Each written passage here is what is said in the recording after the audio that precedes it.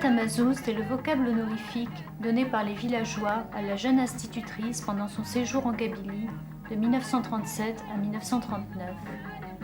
53 ans après, on fête les retrouvailles et l'arrivée de son livre et de l'exposition en Algérie qui rendent enfin publiques les notes ethnographiques et les photos qu'elle prit à l'époque.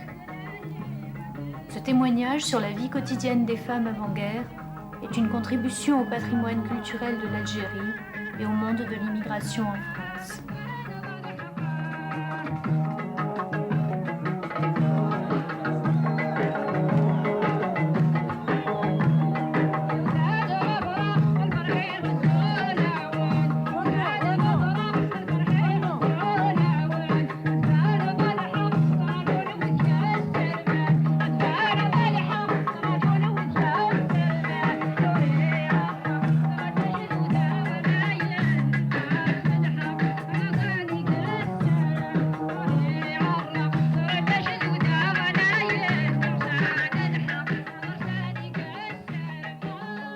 La tournée commence par la Maison de la Culture Mouloud Mamri de Tizi Ouzou.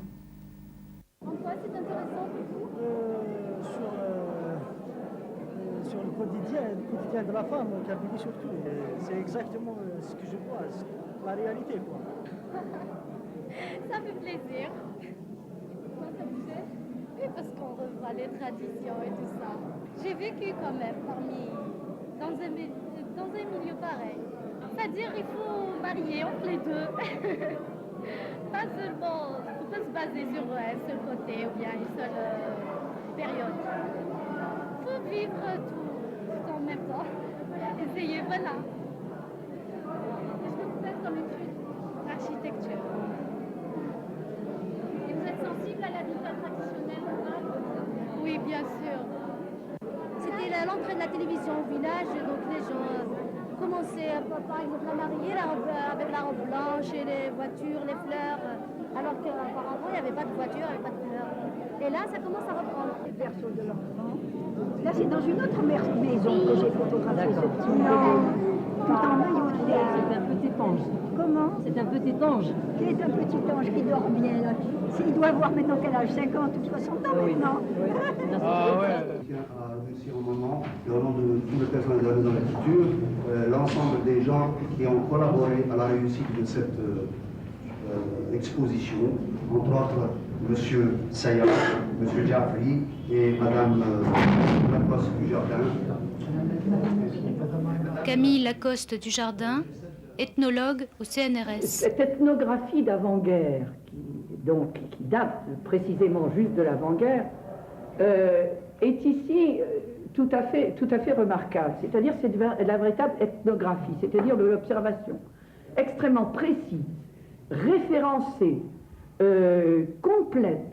Et en fait, je crois que c'est un des meilleurs aspects, car il y en a eu, parmi nombre de contradictions, d'une part de la colonisation.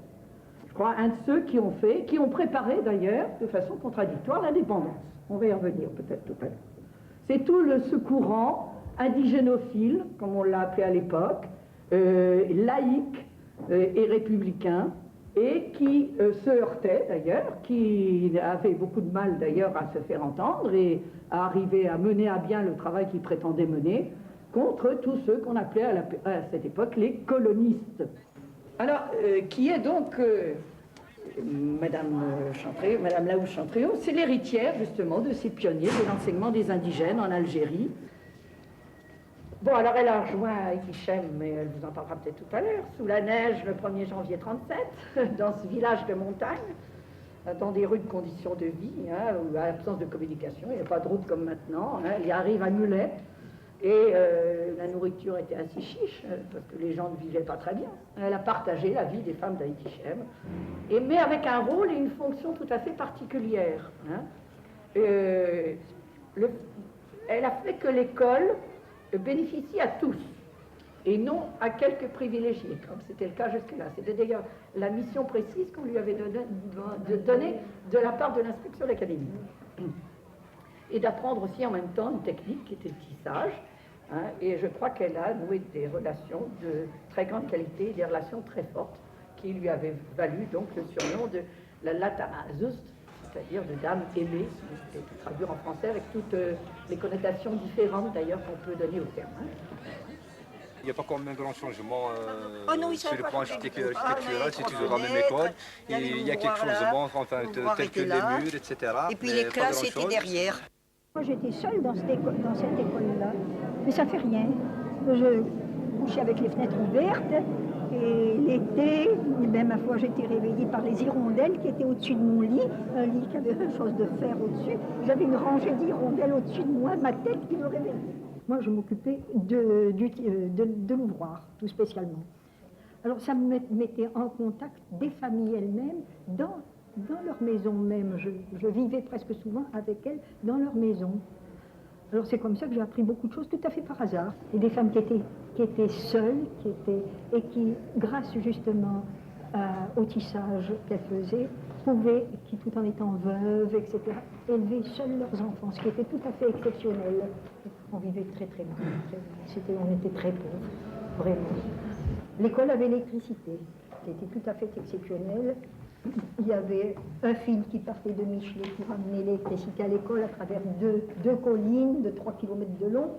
Bon, et naturellement, aux premières neiges, le fil électrique cassé. Alors pendant 6 mois, il n'y avait plus d'électricité.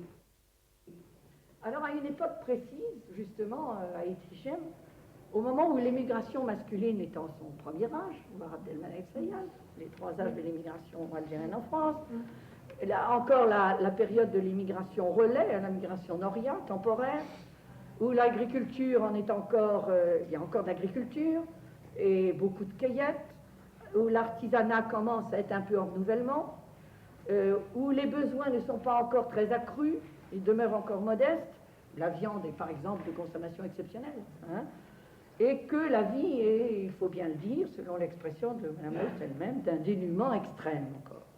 Alors, elle s'est donné les moyens de la qualité de cette relation qu'elle a nouée dans le milieu dans lequel elle arrivait. L'idée d'apprendre le berbère, c'était vraiment pas courant du tout. Pour annoncer la couleur, là, je dis tout de suite que j'ai été moi-même instituteur français pendant de longues années, jusqu'en 1962, un peu avant. La première question que je me pose, et pour moi il y a une réponse, c'est que cette école-là était-elle une école française ou était-elle une école colonialiste? Je dis personnellement que c'était une école colonialiste. En parlant des écoles de filles, il y a quelque chose de très caractéristique dans toutes les écoles françaises de Kabylie et les écoles de filles en particulier, parce que si Madame Chantréau a pénétré le milieu, elle s'est donné même la peine d'apprendre le parler et d'apprendre le kabyle pour connaître ce milieu-là, il n'en est pas du tout de même des autres enseignants et enseignantes de Kabylie. Cette école-là était une école absolument fermée au milieu. Ces filles qui sont sorties de cette école-là, tout ça, ces comptines-là, je peux vous en citer 10, 15, 20. Toutes ces comptines-là ont disparu avec les filles qui ont fréquenté l'école française. Quand elles sont sorties, c'était la pelote au mur, Marguerite de Paris, prête-moi tes souliers gris, etc., etc. Avant qu'il y ait l'école française de filles, les femmes chantaient dans les villages. Moi, je me rappelle, j'étais gosse, on passait dans les rues, on entendait une femme chanter dans les maisons. Elles berçaient leur gosse avec le berceau suspendu, et puis on entendait chanter. Elle a raconté l'histoire de son fils qui est enseignant et qui habite Alger. Son fils et son mari, à l'époque, ils ont préféré vivre en ville, parce qu'ils travaillent là-bas. Elle a préféré garder la maison. Les premiers qui sont partis en France, ils sont mal vus, parce que c'est loin, ils ne reviennent plus. Ils viennent une fois par an, 2 fois, peut-être. Un jeune homme marié ne parlait pas d'emmener sa femme à Alger ou ailleurs, vivre avec elle. C'était impossible. Elle restait là dans le bercail. Lui, il allait travailler, il revenait de temps en temps, ainsi de suite. Je me rappelle toujours quelqu'un de ma famille, quand on parlait d'un jeune, il disait celui-là. Ah oui, ma femme et mes enfants. Quand il parlait d'un jeune, ma femme et mes enfants. C'est là qu'a commencé à apparaître le couple. Le couple est né là. Je ne sais pas s'il y a une femme ici, mère de famille, qui est capable de réciter les paroles que l'on disait.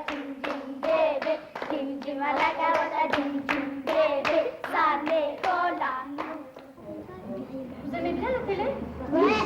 Surtout Dorothée. Oh, Dorothée. Le Dorothée.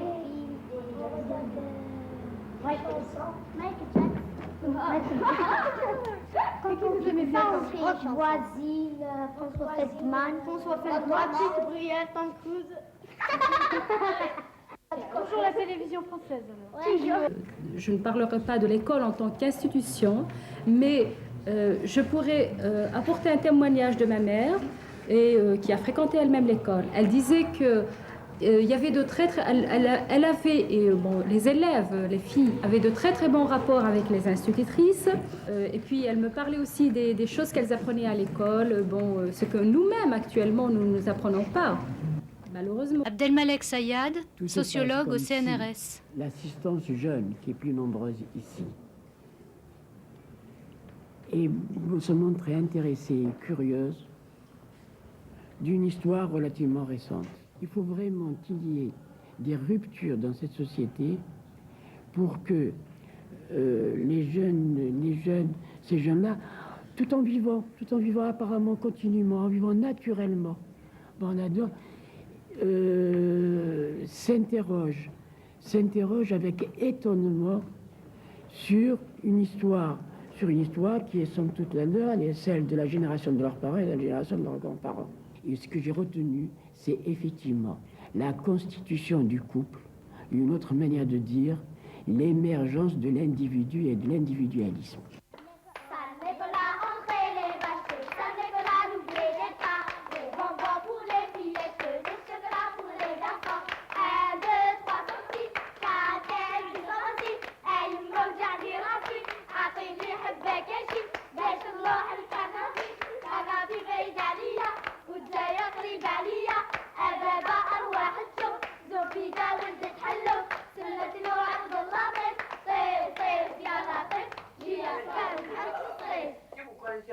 Je ne peux pas voir ce bois.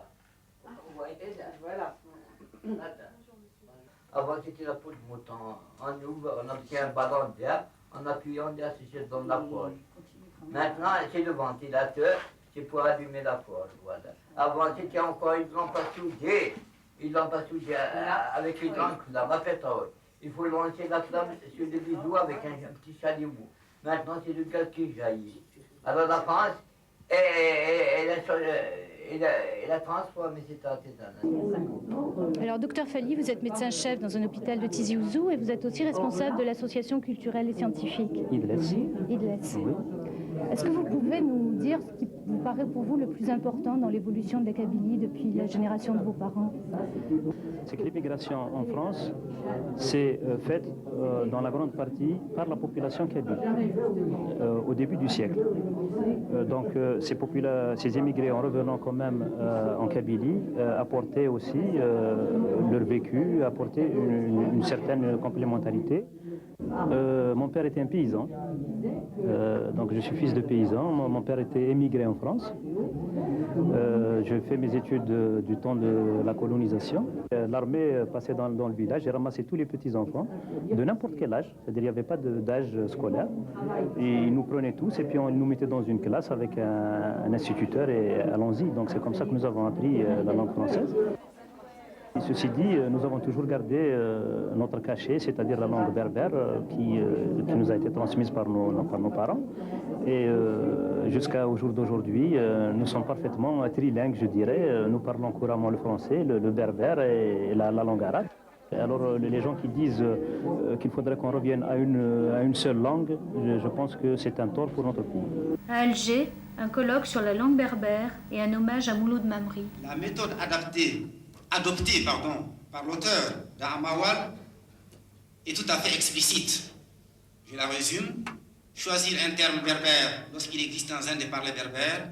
S'il n'existe pas, essayer de le créer à partir d'une racine berbère. Telle est sa méthodologie, ça peut se discuter, mais elle lui a permis de résoudre un certain nombre de problèmes.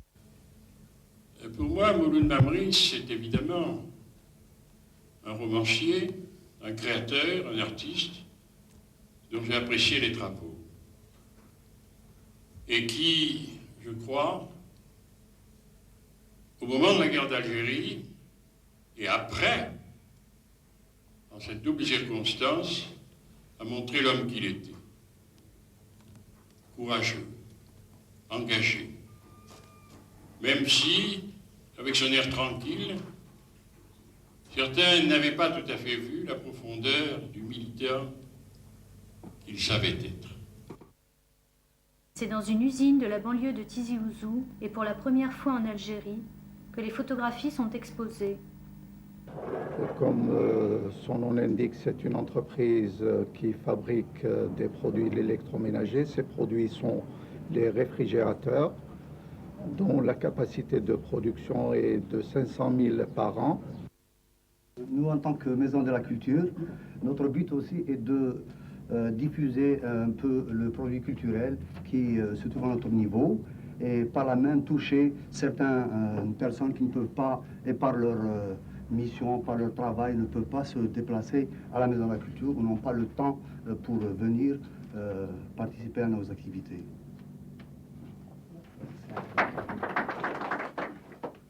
C'est l'une des rares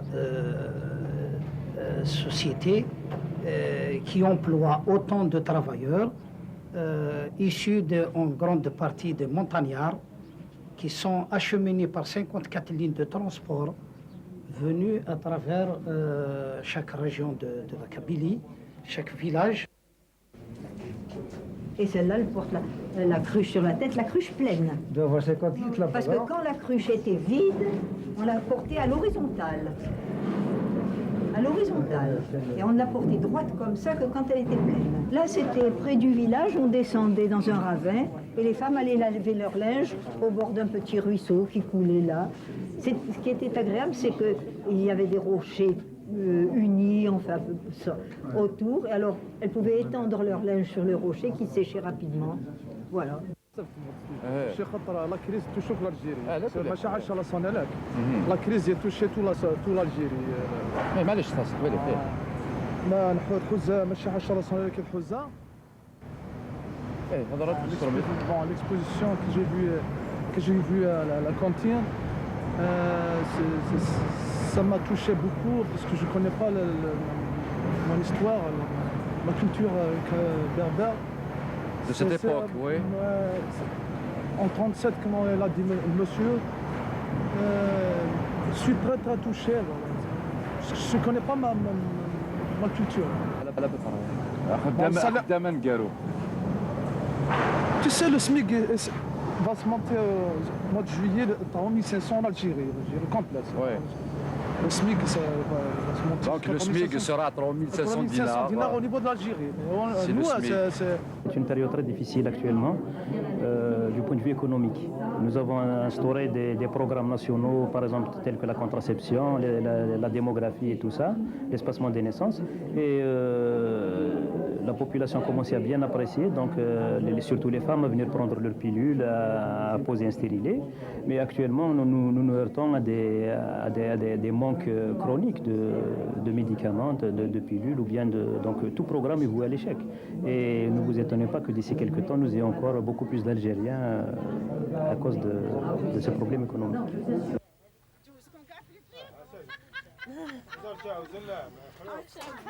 Ils ont enlevé le hijab et ils ont mis la robe traditionnelle avec la fauteuil et avec la vraie robe kabyle. Regardez, il y a la vieille là. En réponse voilà. aussi. Alors on dit quand même, on va vous faire sortir nos femmes, vous allez voir. Est-ce qu'elles marchent toutes nues? Nous, chez nous, il y a la fauteuil, il y a ça, parce que ce sont des femmes qui travaillent, elles font les champs. Voilà. Elles font les champs, elles ramènent sur le dos. Elles ne peuvent pas traîner ce chose-là. Et regardez si elles sont bien cachées.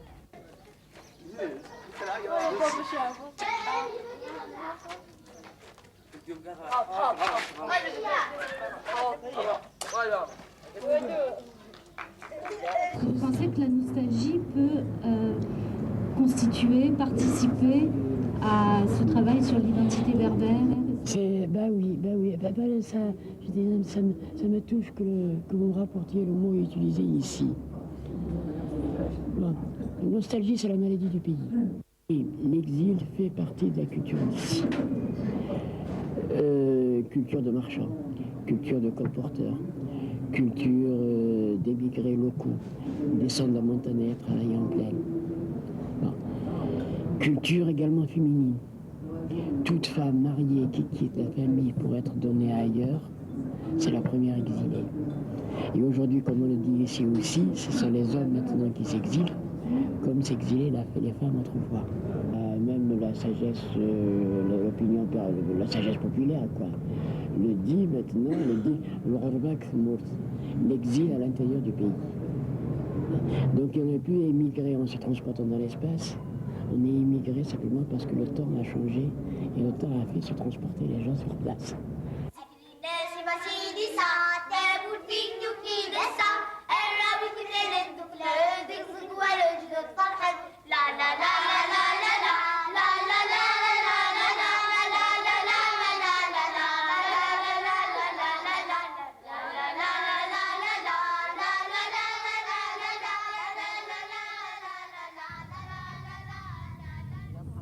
Il y a des routes goudronnées, il y a des...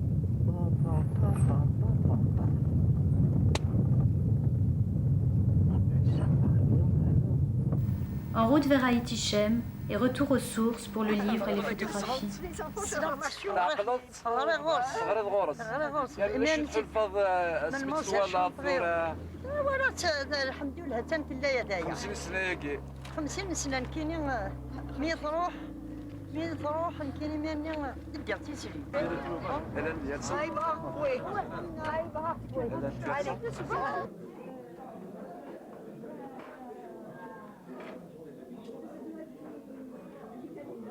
bien avec toi. Comment?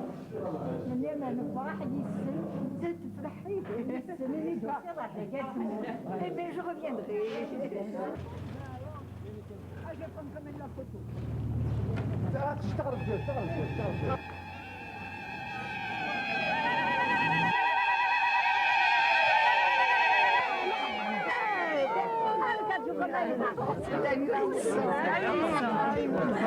Justement, elles étaient toutes là, elles vous ont fait plein de you. C'est dingue,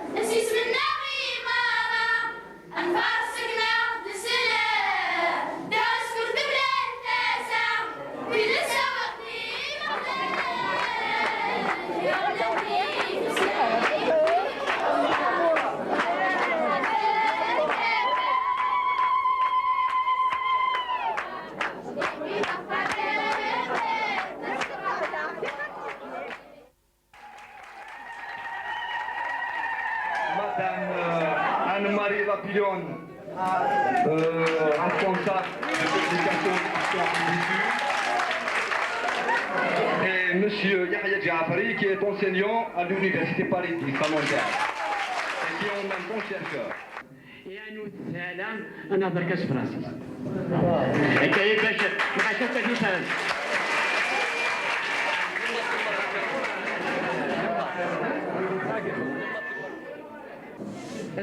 Je crois que ce qu'a fait Madame Laouste pendant les 3 années qu'elle a passées ici parmi vous a été une sauvegarde de mémoire. Ce savoir qu'elle a engrangé à cette époque-là est une contribution au patrimoine culturel d'Aït Hichem et à travers Aït Hichem à celui de l'Algérie tout entière. Le beau jour de ma vie.